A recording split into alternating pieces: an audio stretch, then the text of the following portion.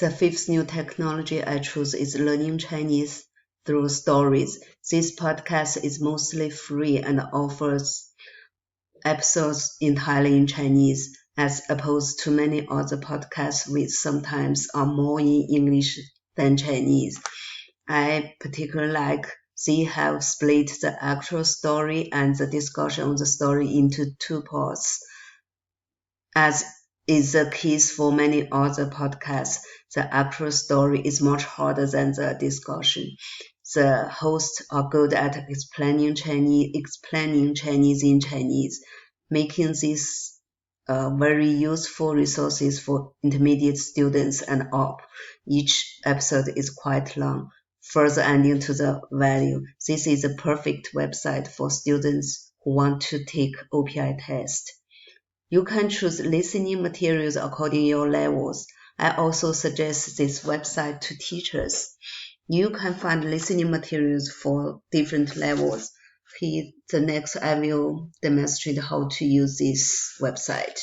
First, you choose your level. You can see here has all levels. Novice, intermediate, and advanced level. Also, in each of them, they have 3 different levels. Today, I will choose intermediate medium. Okay, you can see here has a lot of articles. I will choose 落花生. Okay, you can see here the top one is they read the stories. The second one is the story explanation. Right now is traditional Chinese. If we click here, it will change to simplified Chinese. Here is a pinyin. Right now is with pinyin. If you click it, it will change no pinyin. The pinyin will gone.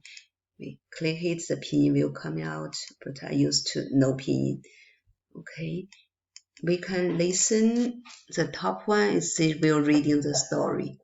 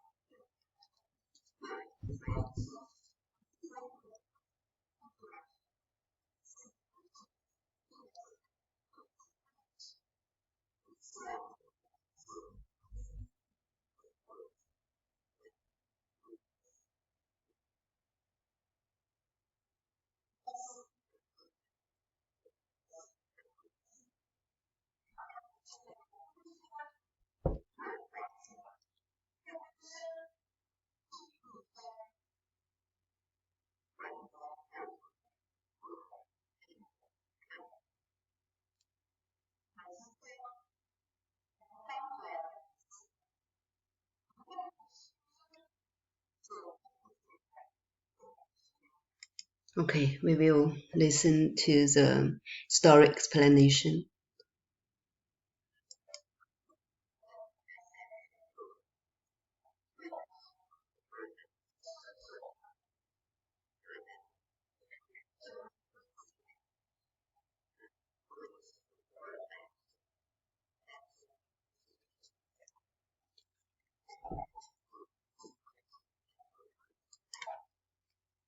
Okay, this is how to use this website. I really recommend this website to all the OPI students. It's a good website to practice your listening skills.